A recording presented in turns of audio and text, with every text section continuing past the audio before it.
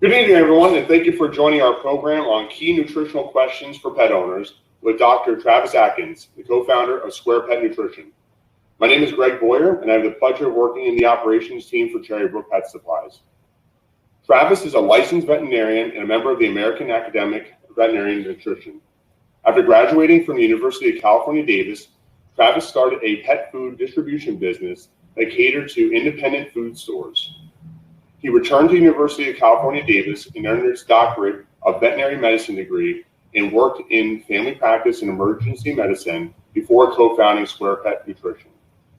Cherrybrook believes that education is critical for pet owners to make informed decisions about nutrition, so we're pleased to bring informative programs like this to you. Using the chat box on the right side of your screen, please share with us what kind of pets your family has and what states you're checking in from.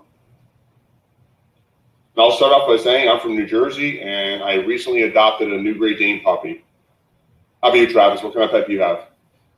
Oh, I have a Labrador named BB that we jokingly and lovingly say that it's a used dog, or she's a used dog. It was a really sweet dog. That was a rehome situation, but great little dog.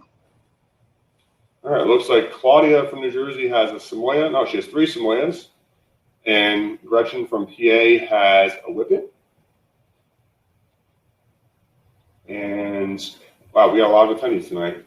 So Amy from Westfield has a Beagle. And Kathy from Colorado has 2 Labradoodles. And wow, there's a lot of people who are joining us tonight. So, well, thank you so much, guys. We want to show you how to use the chat bar here. Because if you have a question or you'd like to submit a comment, you can feel free to use the chat bar here to submit your questions and comments, and we'll be fielding questions throughout the presentation and definitely at the conclusion of the webinar tonight. At that, Travis, all yours. I appreciate it, Greg, and just want to say before we get started, thank you to Cherrybrook for having me on, inviting SquarePet to do this presentation. I'm really looking forward to it. Kind of the goal for this evening, we talked about certain topics to discuss, and instead of settling on one topic, we thought it'd be neat to kind of identify a few different topics that maybe are myths in the pet food industry, or just commonly asked questions and kind of bounce around and maybe make it a little more fun and entertaining. Appreciate the introduction, Greg. I am a legitimate dog and cat repairman, I kind of like to jokingly say. But just a real quick tidbit, I had I think the fortunate experience of garnering a lot of pet food experience as a kid before I joined into the ranks of the veterinary world. And that's allowed me to kind of have a different perspective when it comes to pet food nutrition and the pet food industry in general. I had the ability to kind of look at it from both sides of the coin, from the veterinary side and also from the industry side as well. And that's really helped SquarePet and helped myself to really get a better understanding of what it is people like and truly what they care about. And really what it comes down to is doing the best thing for their pets. Just real quick, what is who is SquarePet? We're a relatively new company, but we are a family business, 100% family owned, comprised of 3 primary individuals: myself, my brother Tyler, who is in charge of our marketing department, as well as my dad Peter, who's the CEO. And we all have a long, expansive history within the pet food industry as a result of my dad's career when we were kids. But really what we feel separates SquarePet away from maybe some of the other pet food manufacturers that are around these days, and there's a lot of great brands doing a lot of great things and using a lot of great ingredients. What we feel that separates SquarePet is that we promote nutrition with a purpose. And what that really means is that with every diet that we create, we feel that there's a benefit in front of the features, in the sense of there's other brands that are using really great sourced ingredients, high quality ingredients, and those are the features of the food itself. And we like to take it a step further and use those quality ingredients, but then also combine them in a way to promote the nutrition and how can this benefit your pet versus just promoting the features. Each one of our diets is veterinarian formulated. It's not just myself. I work with a team of really smart people with a lot of letters behind their name, and including a board certified veterinary nutritionist. And it's something that we take actually really seriously to develop these products in a responsible and efficient way. And just to kind of touch on one of our most a product line that's garnering the most attention right now is our VFS product line. It's the first of its kind. We like to call it solutions-based nutrition, essentially targeting certain therapeutic diets, if you will, but just tackling them in a different way using higher quality ingredients that are consistent with the SquarePet nutritional philosophy.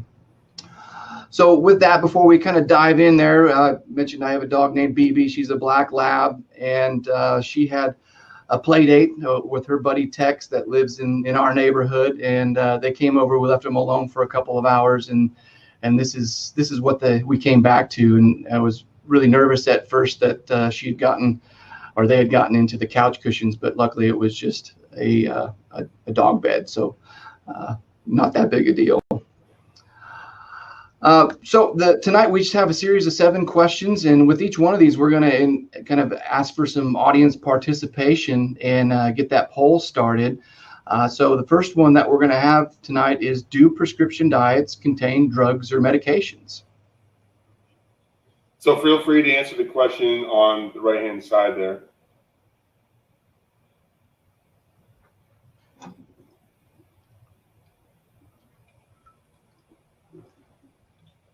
So according to the poll results, about 3/4 of our audience believe no, that they do not contain drugs or medications, but about 25% are unsure.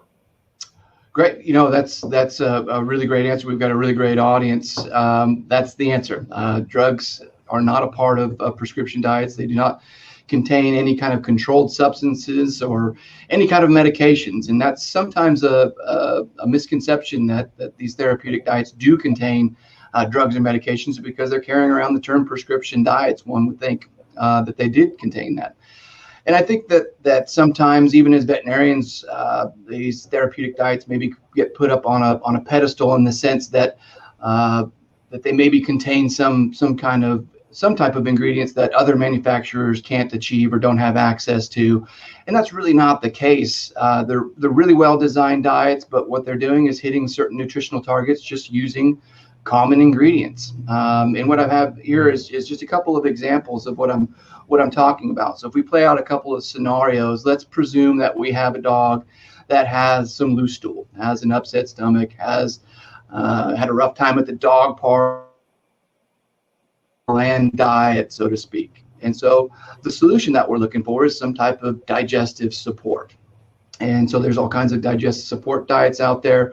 The nutritional target for that digestive support diet is really to be highly digestible, easy on the tummy, and then also paying attention to the balance of fiber in there.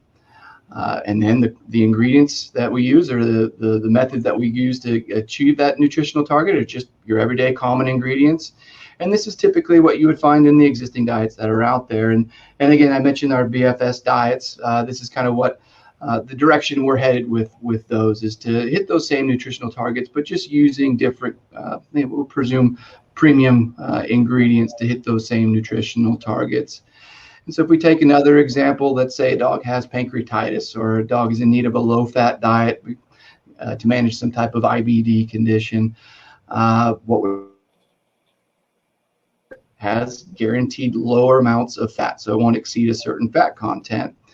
And again, really pretty simple. We're looking for something that's highly digestible and low in fat.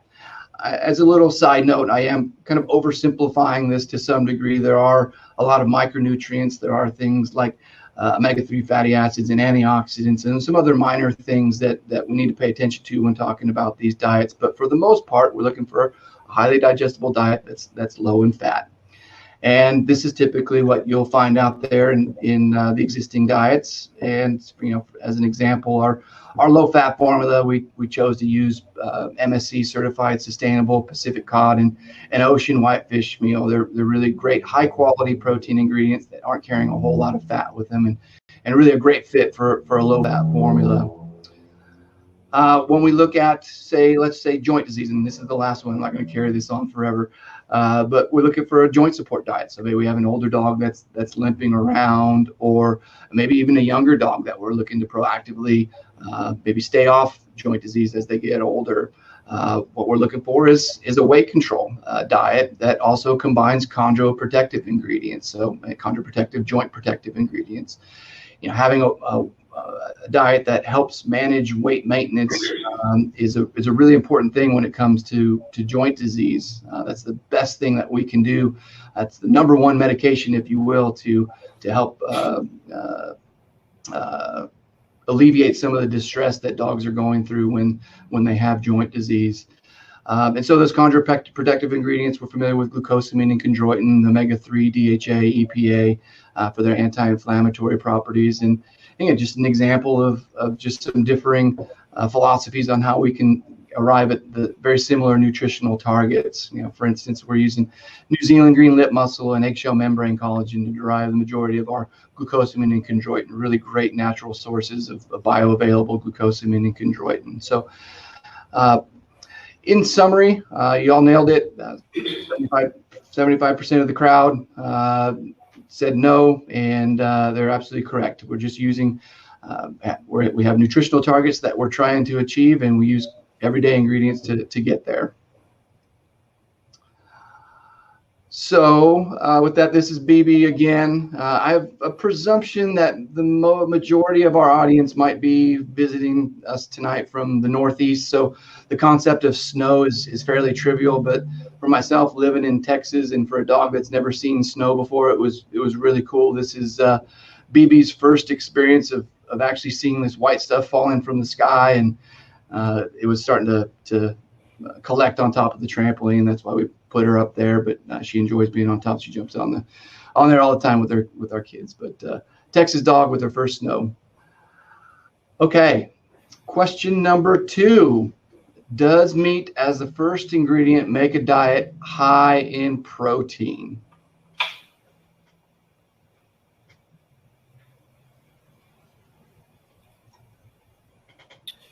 So according to this, about 2/3 of our audience say it depends on the formula, and 1/3 say no. No one believes yes. Okay. Again, a great assessment by our audience. It is a little bit of a tricky question in the sense of it's focused on whether a diet's high in protein or not. This is not to dissuade from having meat as the first ingredient. I think we're all proponents of having meat as the first ingredient. But just the fact that it has meat as a number one ingredient, does that make it high in protein? And the overwhelming majority of cases is no. And when you look around at the landscape of a lot of different brands, they're promoting this. Real meat as the first ingredient. It didn't take me long to come across these 5 different call outs for these different brands. And again, I am 100% in favor of this. This is a positive thing. This is just more to kind of point out a few nuances with meat as the first ingredient. And so what I did, I just grabbed a random ingredient panel here. It has salmon as the number one ingredient. But when we look at fresh meats as the first ingredient, we have to remember that the majority of all meats have more overwhelming percentage, or 75% thereof, of water. And so when we look at the way that ingredients are ranked on the ingredient panel, they're ranked by weight. Highest amount of highest weight, it gets the highest position on the ingredient panel. And so if we make an assumption that each one of these first three ingredients weighs 1 pound, then we assume, and this is before cooking, but then after we cook, we lose a good chunk of that. 1 pound of salmon essentially turns into a 1/4 pound of salmon. So that's not contributing a whole lot of protein to the overall diet. And it essentially makes the second and third ingredient the main drivers of either the protein nutrition or the overall nutrition within the diet.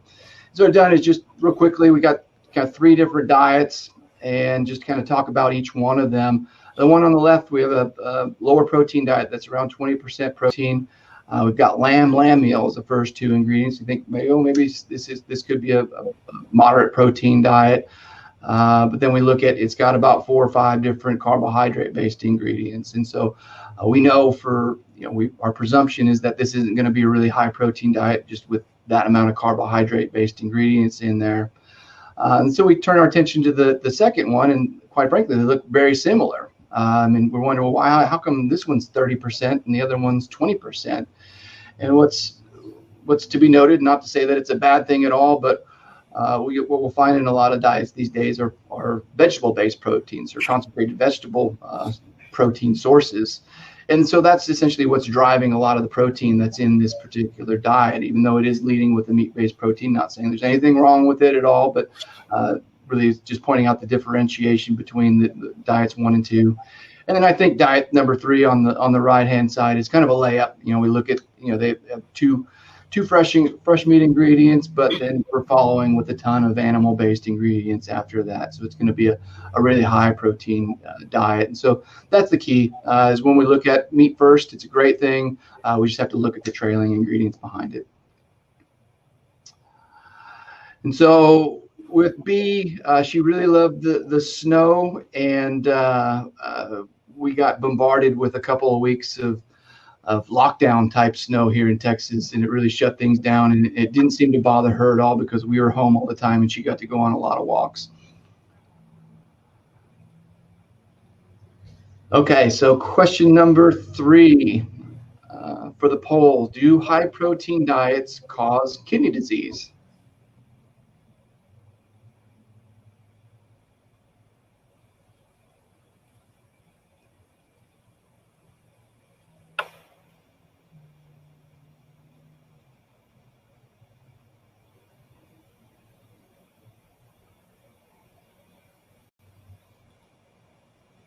All right, so it looks like about 2/3 of the audience say no, about 22% say not sure, and 10% of the time they say sometimes.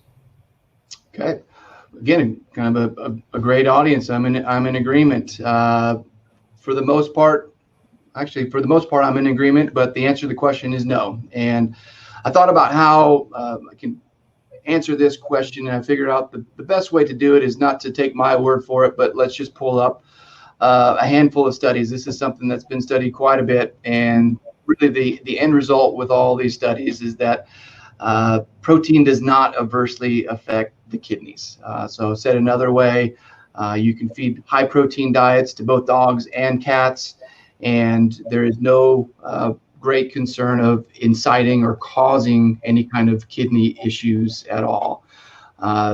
Looking at this study here, they actually took dogs that had compromised kidneys. They only had about a quarter of their kidney function left, fed them high protein diets. At the end of the study, I'm going to say it was for 4 years. At the end of that 4 years, there was no change in the renal function or the kidney function of these diets fed high protein diets. Just to throw in our little kitty cat friends here, again, same results. High protein diets don't cause kidney disease in cats. I think it intuitively makes sense to the majority of us. Cats are obligate carnivores. They do a tremendous job at converting those proteins and fats into usable amounts of energy. Just completely meat-driven, protein-driven carnivores. What I like to highlight with high protein diets is, and in combination with low carbohydrates, not just high protein, but low carbohydrate, is how they can be used to promote weight loss or even promote weight maintenance. And that's a huge distinction that I found clinically, in contrast to high meat, low carb weight loss diets out there that have their lower caloric density, so they don't have a lot of energy per cup. They also have higher fiber amounts, and really they're quite carbohydrate laden. And for some people, some folks have really tremendous success with them. I personally never had that great of success using those diets, and the reason being is that the dogs that I placed on them, they seemed like they were starving all the time, and they could never feel full. And so I started experimenting with high protein, low carbohydrate diets and had much greater success. And it was much, the owners thanked me quite a bit because their dogs weren't trying to get in the garbage and lick every last bit of food off of the floor. And what I attribute it to is the fact that you have high protein diets, it leads to the sense of satiation, or the sense of being full, versus those kind of lower energy density foods. They're supposed to distend the belly and trick the body into thinking that it is full that long. And so actually high meat, low carb diets are a great option, at least when it comes to weight loss or maintaining muscle mass. And the last thing I'll throw in there too is that not only are they helpful in the weight loss program, but they're also helpful when they're losing weight to help maintain that muscle mass as well. There's plenty of amino acids in these high protein diets to help maintain that muscle mass and not essentially going into a state of starvation. So in summary, high protein diets do not cause kidney disease in dogs or cats. The thing that people may be thinking is, well, why is there an association with high protein in kidneys? Certainly dogs or cats that have kidney disease or existing kidney disease, feeding a high protein diet would be contraindicated or not advised. And then lastly, I think that high meat, low carb diets are great options when it comes to weight loss and actually just maintaining weight as well. That was the end of this one. So the setup here is that SquarePet did a little social media campaign and kind of a local social media campaign. And we were looking for dogs to come in and take pictures to potentially be on the front of our packaging. And so we had a photo shoot set up, and then I brought BB along, and she got to be the little test dog to make sure all the photography settings were all where they needed to be. And she did a great job, and she got a treat afterwards. So everyone was happy. All right, question number 4. This should be an interesting one. Do carbohydrates contribute to yeast overgrowth or yeast infections?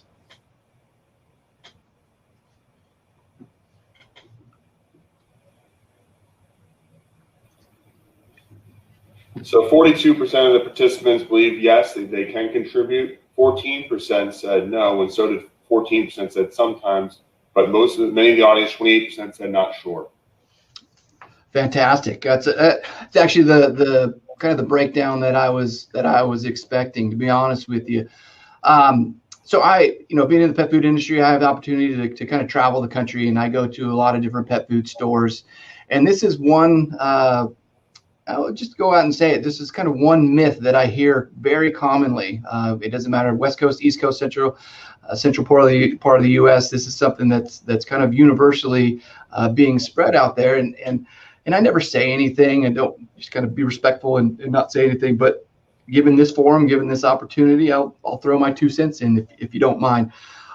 Overall, what the concept that I'm referring to is this right here, and I'm taking this off of the internet, kind of word for word. It's the thought that you feed carbohydrates, those that ultimately break down into sugars. Those sugars feed the yeast, and then the yeast like that and replicate like crazy. Very, very logical. It kind of really makes sense, and I can see why it's kind of gained traction as something that gets said a lot. I'll explain here a little bit. When we look at dogs, cats, they carry yeast on them naturally. Healthiest dogs in the world still have yeast on them. It's just something that they have on them. They only become an issue. The yeast only becomes an issue when the skin gets inflamed. That skin gets nice and moist, gets inflamed, maybe gets a little bit warm, creates a really nice environment for those yeast to start to replicate and essentially to grow. And there's no better place, no more perfect place for yeast to grow than inside of the ears. You can't think of a better environment, that nice, warm, moist cave of the ears for your yeast to replicate. And that's why we see a lot of yeast-based ear infections. So we have yeast on the skin. The skin gets inflamed. That's what causes the replication of yeast. What causes the inflammation? Allergies. And in my opinion, it's typically environmental allergies. It can certainly be food allergies. It could also be if the immune system, dog's not feeling well, their immune system dips down a little bit. Yeast are opportunists. They take advantage of whatever they can. Certainly some medications that you give, steroids, for instance, can lower the immune system, allow the yeast to replicate. But overall, yeast are living on the skin. When the skin gets irritated, the ears get irritated, inflamed, red, allows a perfect environment for those yeast to thrive and replicate. And the cause of that is typically some type of allergy or food allergy or immune system deficiency. And so the answer to this is no, with a little bit of asterisk. So do carbohydrates contribute to yeast overgrowth and infection? No. And the asterisk comes from the off chance that a carbohydrate ingredient may be causing the food allergy, which typically it's protein ingredients that cause food allergies. It's not unheard of. It's not impossible for a carbohydrate ingredient to cause the food allergy, but it's certainly not the most common thing to do. And I think maybe a visualization of what I immediately thought of when I started hearing this is when we consume food, when dogs consume food, they're eating, even if they eat straight sugar, that's taking place on the inside part of the dog. The yeast are living on the outside part of the dog. How does that sugar get to the outside part of the dog to be able to facilitate that growth and defeat those yeast? And that's kind of the overall take-home message, I suppose, with that concept. So this is B again, just to prove that she is a lab, and labs like water.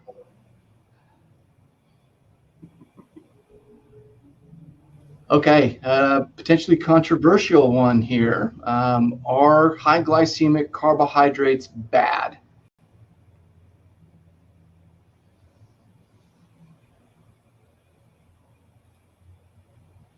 So according to the poll, it looks like about 70% say yes and 30% say it depends on your pet. Perfect answers, and that's actually what I was anticipating. And you know, the way I'm setting this thing up, it's not a proponent of high glycemic carbs. What I'm trying to do is that even in the human world, we get a lot of advertising focused in our direction about high glycemic carbs, spiking blood sugar. We just have this association with them being bad. And I'm just here to kind of point out a couple of other considerations when it comes to the pet food world. So before we dive in, just to kind of get everyone up to speed on what kind of glycemic even means, the thought of low glycemic versus high glycemic. High glycemic carbohydrates are ones that are thought to spike the blood sugar right after they're consumed, whereas low glycemic carbohydrates are ones that are thought to not spike the blood sugar after being consumed. And really the way I like to think about it is, well, what causes them to spike? And what causes one kind of carb to spike versus the other one not to spike? And it breaks down into digestibility. When we look at high glycemic carbs, those tend to be really easy to digest. They release their sugar. Well, we'll just call it, for the sake of this conversation, we'll call it sugar. They release their sugar into the bloodstream. It rises, potentially rises straight away. Although there are some studies that show that dogs fed high glycemic carbs don't necessarily have the same spike as what humans do. Anyway, with the low glycemic carbs, they're a little bit more difficult to digest. They might have incomplete digestion. You might not digest all the way, and so that's why it's not releasing all that sugar into the bloodstream. So a couple of considerations. We're probably all thinking, hey, high glycemics are not good at all. That's what we've been kind of conditioned. But here's some considerations to kind of just think about. The fact that low glycemic carbs are low glycemic because they're hard to digest. What are some potential downsides to that? Well, as I mentioned before, they don't digest all that well, so you might have incomplete digestion. That bowl full of chickpeas that your dog's consuming might not get digested all the way to essentially throughout the whole GI tract. We well know what happens when we eat a lot of beans. When dogs eat a lot of beans, those are low glycemic carbs. Those can cause flatulence and gas and those types of things. And then there's some notions, and I don't have any data to back this up, but they potentially could possibly interfere with the absorption of other nutrients that are being digested. And that's the thought of some of these lower glycemic carbs have a lot of fiber. That fiber could interfere with digestion, in addition to the indigestible components of the carbohydrate itself. So that's one consideration. And I think this kind of gets hammered home when we as vets, recommend a bland diet. We don't really recommend sending someone home and say, hey, home cook a bowl full of boiled chicken and chickpeas. We typically recommend, hey, go do some boiled chicken and rice. And the reason for that, rice is really, really digestible. So we want something that's probably higher glycemic than something that's lower glycemic. The concept of glycemic index versus glycemic load. So essentially the glycemic index is whether or not it's a high glycemic carb or a low glycemic carb. And then the glycemic load essentially is what's the total carbohydrate content. And I'm talking about complete diets. So what's the total amount of carbohydrates in a diet? So what I'm gonna do is compare two diets. One that does contain high glycemic carbs. This one contains potatoes. This cup is intended to represent the total amount of carbohydrates. That's what the blue bar is within that cup. And so that's the total carbohydrate concentration of high glycemic, call it a high glycemic diet, versus diets that are advertised to be made with low glycemic carbohydrates.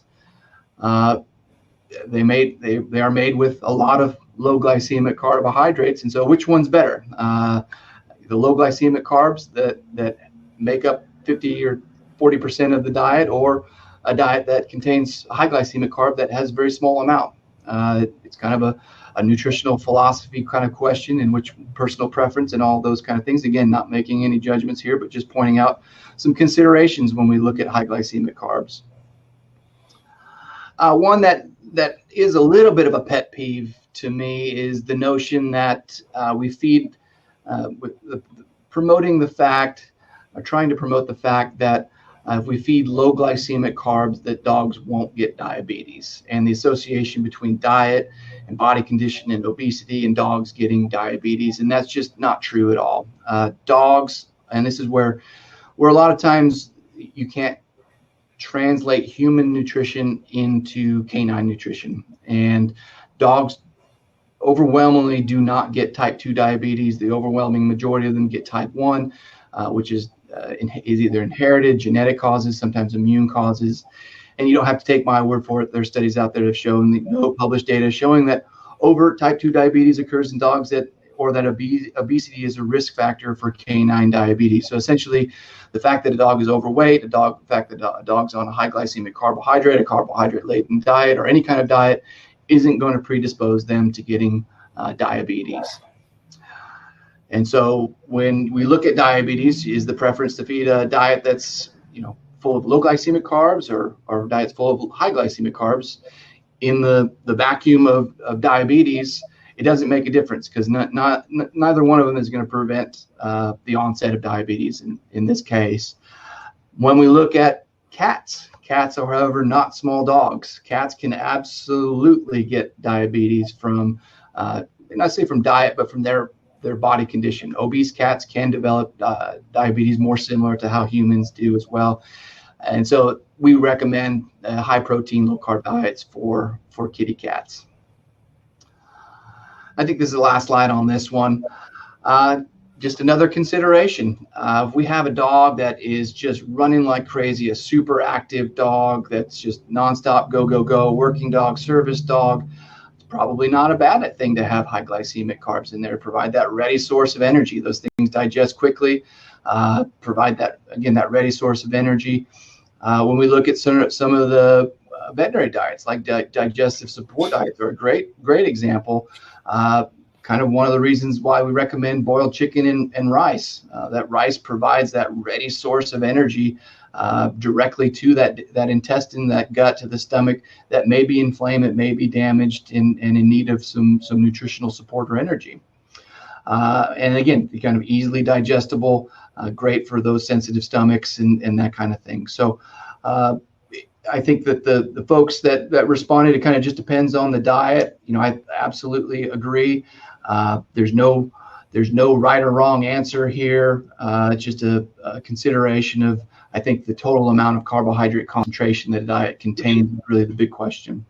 And so the answer, are high glycemic carbs bad? No. The asterisk is if a dog does have diabetes, cat does have diabetes, that being high glycemic carbs or carbohydrate-laden foods in general, that high glycemic load, probably not a good idea, contraindicated. And we like to advocate for high meat, low carbohydrate diets in this situation as well. So BB's friend Tex, they found the smallest stick that they could to try and play keep away with. They have a good old time together. Question 6, I think this is the second to last question here. Will any limited ingredient diet help pets with food allergies?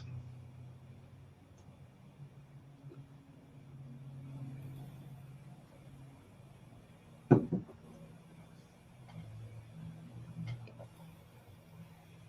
right, so it looks like a third say yes, a third say no, and a few say it depends on the diet. Some diets help, and some are not sure.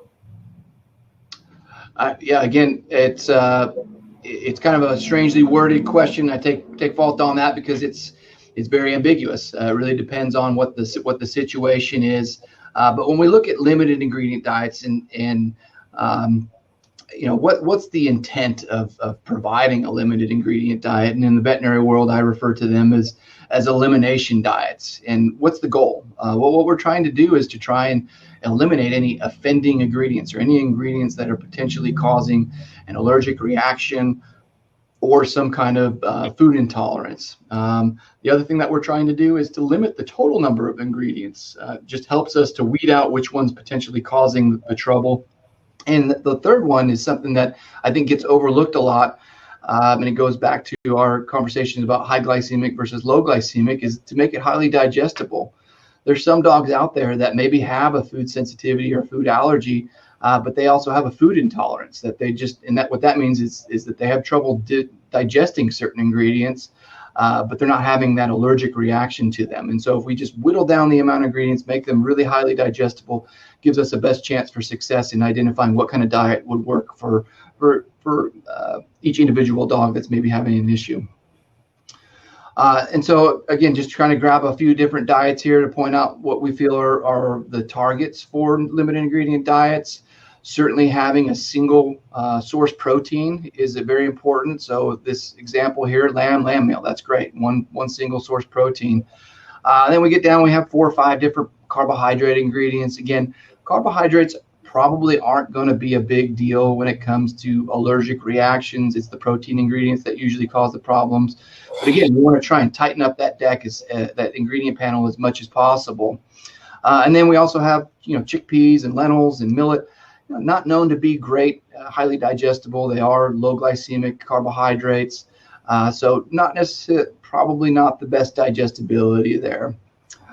So we go to example 2. Well, we got lamb, that's great, single source protein, but we go down the list a little bit and actually, we break down into pea protein and alfalfa meal. Those are actually concentrated protein sources, and it's a bit nitpicky, but can be a contributor to essentially food allergies.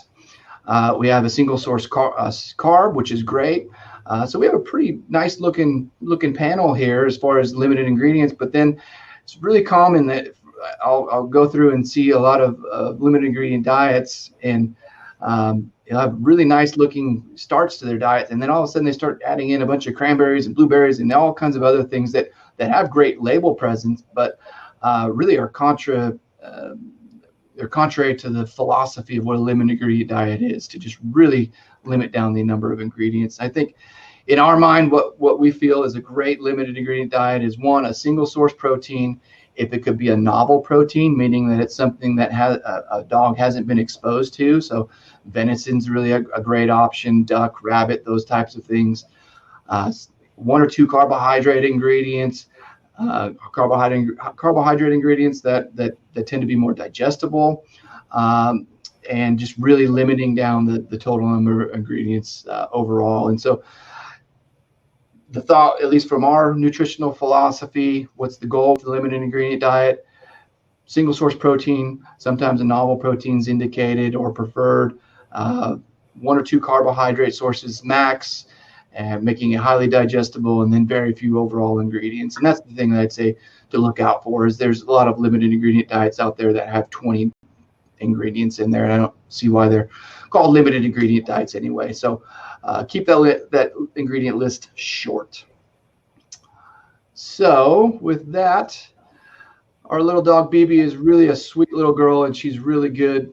She does have a tendency to get in the garbage, and she got into the pantry when we left and ate all of the kids' single serving Pringles cans. I know she really enjoyed those. All right, last question, and I know this is it's going to be a really rapid one, quick one to answer. So, is kibble needed for good dental hygiene? I think I know where the answers are going to lie with this one.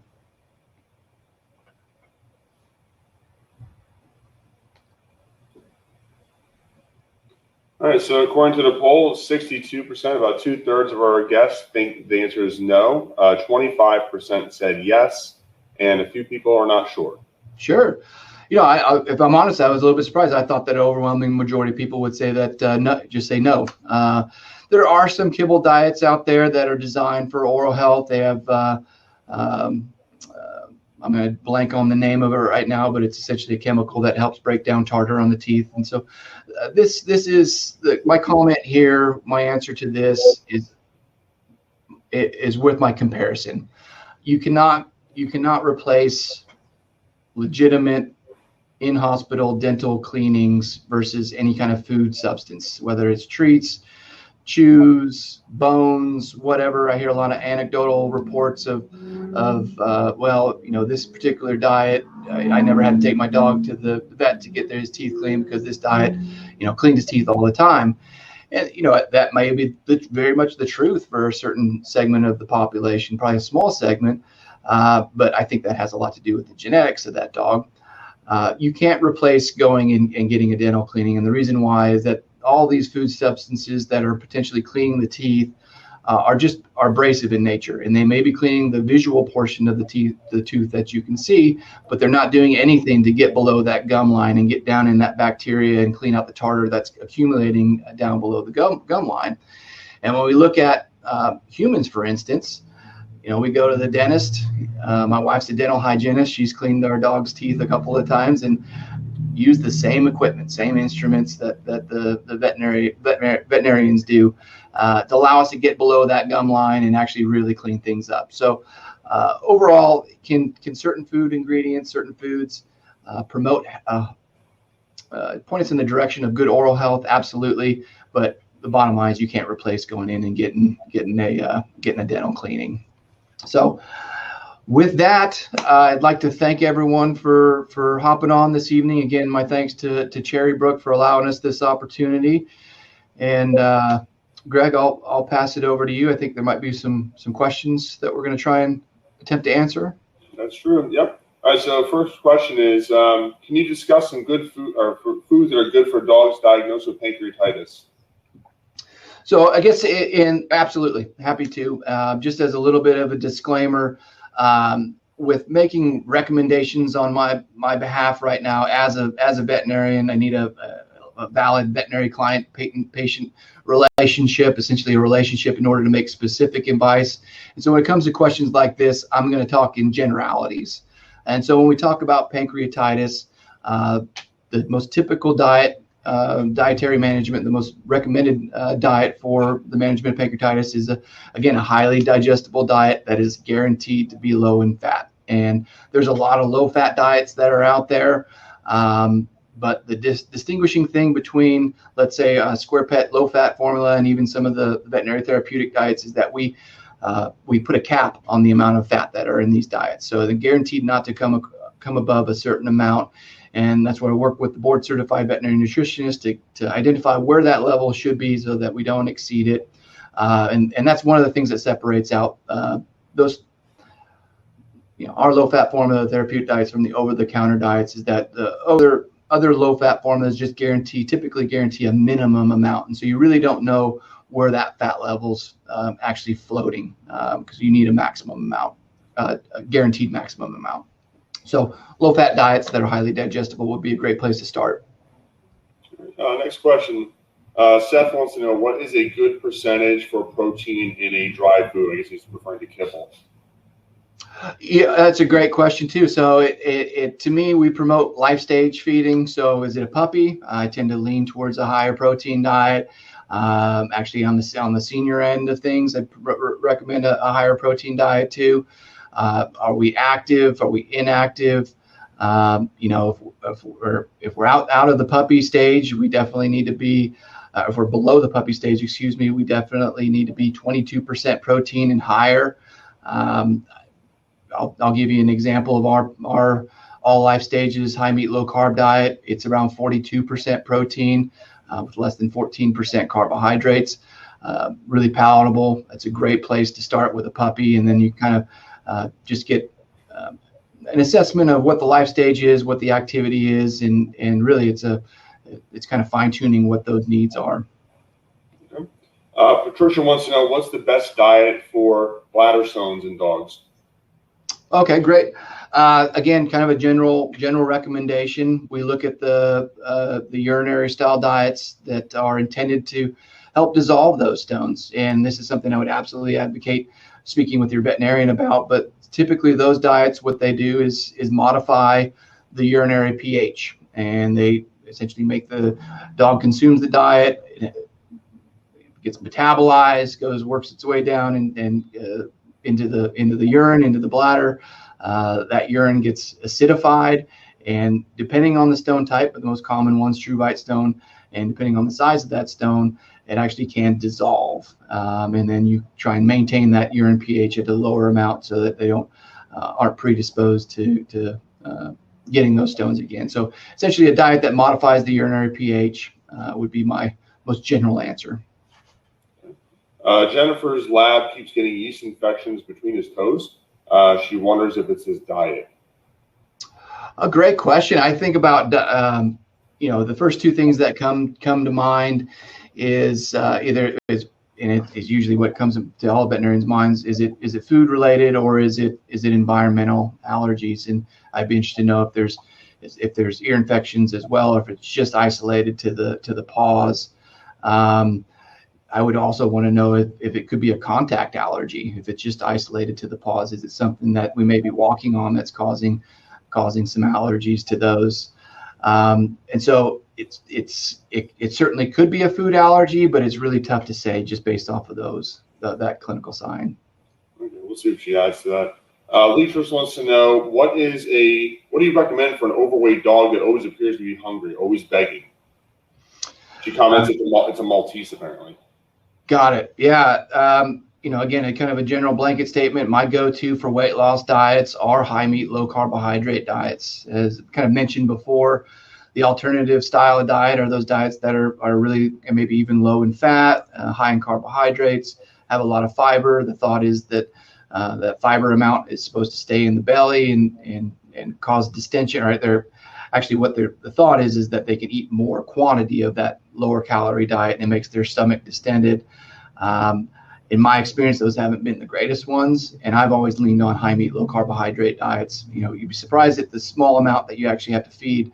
I guess another way to say it, and I don't know if this analogy ever translates that well, but I think about if you have us as humans, if you go out and eat equal plates, I have one plate here, equal parts steak, and then equal parts Chinese food. And typically I stay fuller a lot longer after I eat a steak than I do Chinese food. And it's kind of that same philosophy, at least in my mind. Next question. Do you count vitamins and minerals as added to limited ingredient diets as ingredients? That's a phenomenal question. And no, I do not. Typically, I'm looking at the core drivers of the formula. So your proteins and your carbohydrates.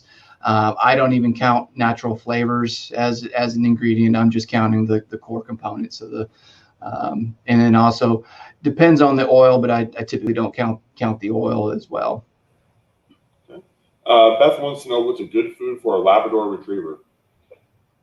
That's a great question, and I happen to be extremely biased in my ability to respond to this question right now.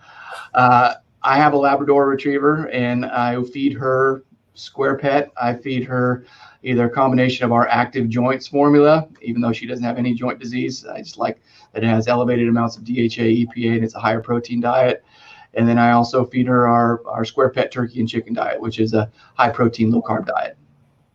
Okay. Next question. If you're feeding a raw or frozen bones, would you still need to do dental cleanings?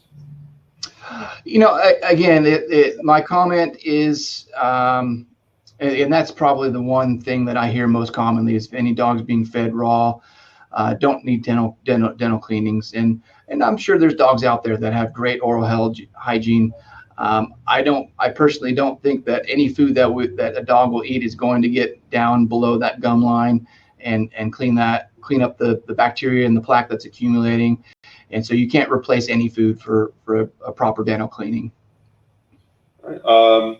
Wendy wants to know, do you recommend wet food? I do. Everything's in moderation, but especially for cats, I love wet food.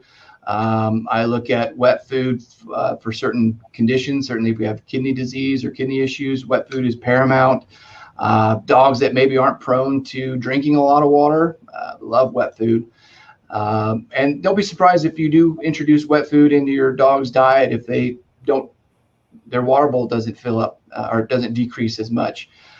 Wet food is, sometimes 80% water, 75 to 80% water. And so they're getting a lot of hydration through their wet food. But yeah, absolutely. All right. Tanya wants to know, do you recommend any or have any advice for a dog with kidney stones? Any food advice for a dog with kidney disease? So kind of a general response for kidney disease, what we're looking for are three kind of core dietary attributes, if you will, or core tenets. And again, recommend running this by your personal veterinarian, getting these things dialed in to what suits your individual dog. But in general, we think about dietary management of kidney disease, low phosphorus, low protein, and then low sodium. And those are the three things that we're looking for essentially kidney disease in dogs and cats. Okay. All right. Heidi says, due to having an autoimmune syndrome, my dog needs to rebuild muscle and put weight on. How do you do this with high protein, high fat? Is it easy to digest carbs? So if I summarize that, it sounds like we have a issue maintaining weight. And so just like humans, what we want to do is try and add as many calories in as possible. The easiest way to do that is get a really energy dense formula, energy dense food. Majority of your energy is going to come from fat, and then protein and carbohydrates should make up the rest of it. But I would recommend a high protein, high fat diet, assuming there's no issues with the pancreas or any other conditions, but something that's just really energy dense, and just increase the feeding amounts. Okay. Kathy wants to know, is coconut oil bad for dogs since it's high in saturated fats? I personally don't think so. You start to see a lot of coconut oil. I think again it depends on the the inclusion rate that coconut's included in, and I'm not the world's expert on coconut oil. I know that it has MCTs, and that there's some omega-9s, some other fatty acids that can be beneficial to health, but I don't get concerned about feeding coconut oil. Okay. Amy wants to know, what's the best source of omega-3? Some say fish oil can go rancid, for example, looking at plant alternatives like phytoplankton or flaxseed, etc. Yeah, great, fabulous question. My two favorite sources of DHA, EPA, and that's something that we hammer home throughout all of our diets. They're so beneficial for a lot of different ways, from cognitive development in puppies to the anti-inflammatory benefits in joint disease and also in digestive support. So we're big fans. I'm a huge fan of omega-3s. We tend to get our omega-3s from both of those sources. So fish-based sources like menhaden oil, salmon oil, and then also from algae sources. They're really great pure sources of DHA in particular. Not so much EPA, but DHA, because it depends on the type of algae. DHA, and then you're getting your EPA from your fish oils. Quick comment on flaxseed. That's a great question, and kind of another little pet peeve of mine, that flaxseed gets included in a lot of diets because it is a source of omega-3s. But it's not the type of omega-3 that's going to convert into that DHA or EPA, which is really the most beneficial portion of those omega-3s, or those long chain fatty acids. So flaxseed's great, no problem with it, but it's not giving us any of that DHA and EPA. So fish oils and algae sources. Okay, next question. Should large breed dogs be fed a joint formula as a preventative? Unless you have some family history, the mother, the brother, has a history of joint disease, I don't think that it's necessary at all. Is there anything that's going to be harmful to it? Absolutely not. As I mentioned, I'm feeding my 2-year-old to a little over 2-year-old lab a joint formula, and it's more from the standpoint of it has some great DHA and EPA amounts inside of it. So, is it indicated? Probably not. Is there anything wrong with it? Definitely not. Wendy has a Great Dane with chronic diarrhea. Any suggestions on food? He does have sensitive stomach and itchy skin. Yeah, I mean, I guess that's a tough one to answer. It'd be nice to have a little more information. How long has it been going on? What's the characteristic of it? Is it small amounts frequently, or does it have any blood in there? Are there any other distinguishing characteristics of the diarrhea itself? How long has this been going on? When I think about, if we're just talking about a dog that has a short-term upset stomach, got in the garbage, for whatever reason has maybe fluctuating intermittent diarrhea, I turn towards diets that are highly digestible, diets that have balanced fiber sources, and then I look towards prebiotics and probiotics would kind of be my go-to for that particular situation. So she just added that he's had it his whole life. Oh, interesting. And I'd be interested to know if there's any other health conditions that are associated with him. Does he have any other pre-existing, conditions? Has he been worked up? Has he had blood work, labs, x-rays, biopsies of any kind? All right, next question. Can you recommend a good food brand for a Yorkie? I guess it's again extremely biased from my standpoint. We do favor SquarePet diets. Just in talking about, I'll focus on Yorkie nutrition, I guess, in more or less small breed nutrition. What we want to pay attention to is making sure these puppies get enough energy. We want to feed them small amounts frequently throughout the day when they're really, really young, and then move that up to 3 to 4 times a day, or decrease that down to 3 to 4 times a day until they're getting close to fully grown, and then you can get into whatever fits best in your schedule and what's best for the dog as far as your schedule goes, and how they're doing. But typically 2 to 3 times a day once they become an adult. So certainly I favor our high meat, low carb diet for puppies. It's a really energy dense formula, and it has a long history of feeding extremely well.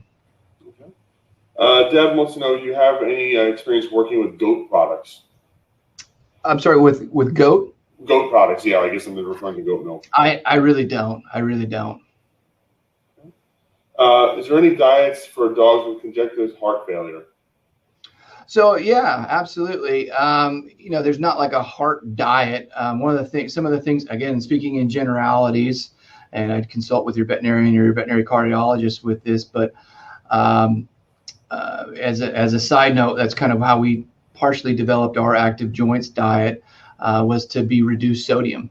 When you have congestive heart failure, typically it's a result of one of your valves not working. You're getting fluid building up in the chest, and so you're trying to decrease blood pressure as much as possible. And sometimes lowering the sodium in the diet can be helpful. It's not going to be the solve all, but it can be helpful in that combination of therapies. So higher protein diets are also potentially beneficial, something that's a little more energy dense. We think about dogs that have congestive heart failure. They tend to lose weight because they're not really feeling great, so they're not eating a lot. So higher protein helps them to maintain their muscle mass, and then reducing that sodium down would be a place to start at least.